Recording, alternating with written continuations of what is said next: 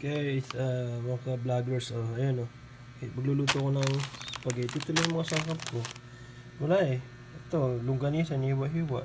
Tapos kikiam. Tapos haluan ko ng sardinas. Tapos ito, 20 pesos. Ayan. Yes, ayan lang. Gado-haluin ko. Ayan eh. Wala kami ngayon pambili ng pork, mahal pork eh. Kaya ito lang muna, pagtsagaan. Diba? Kikiam. Longganisa, yun sahog namin. As ito lang, simple lang. Pero masarap naman yan pag mix-mix. Pag naluto ng maayos. Yan, simple lang. Ingat kayong lahat dyan.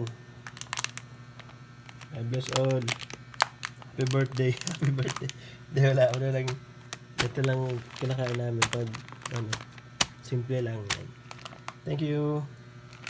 Baka naman, mega sardines.